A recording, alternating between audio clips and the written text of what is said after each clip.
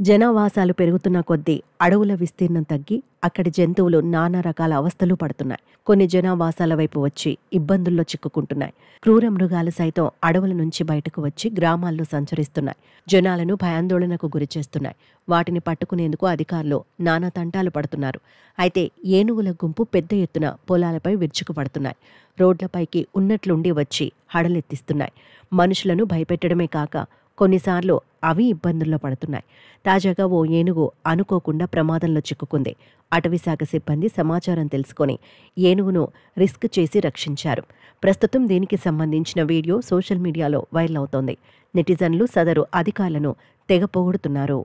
నీలగిరి అడవుల్లోని తమిళనాడులో ఉన్న కూనూర్ ప్రాంతంలో ఈ ఘటన జరిగింది.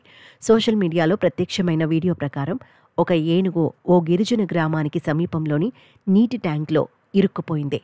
అందులో నుంచి బయటకు రావడం దానివల్ల కావడం లేదు. దాంతో దిక్కుతోచక అలాగే కింద పడిపోయి ఉంది.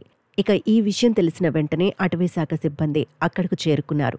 ట్యాంక్ బద్దలు కొట్టి ఏనుగు బయటకు వచ్చేలా చేశారు. భారీ ఏనుగు తమపై దాడి చేయకుండా రిస్క్ చేసి ఏనుగును రెస్క్యూ చేసిన అటవీశాఖ సిబ్బందిని ప్రతి ఒక్కరూ ప్రశంసిస్తున్నారు. ఆ సిబ్బంది అంతా కలిసి ఏనుగును మళ్లీ అడవిలోకి వెళ్లేలా చేశారు. వన్యప్రాణులకు అసలైన రక్షకులు వీళ్లేనని కొందరు కితాబునిచ్చారు. ఇలా రకరకాల కామెంట్స్ మధ్య ఈ వీడియో ప్రస్తుతం తెగ ట్రెండ్ అవుతోంది.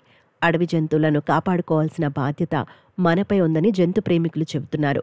ఈ క్రమంలోనే అడవులను నరికివేయకుండా పలు చర్యలు తీసుకోవాల్సిన అవసరం ఉందంటున్నారు. అడవులను నరికివేయటం వల్ల కేవలం జంతువులకే కాదు పర్యావరణ సమతుల్యం కూడా దెబ్బతిని మొత్తం మానవ జాతికి ముప్పు ఏర్పడుతుందని చెబుతున్నారు.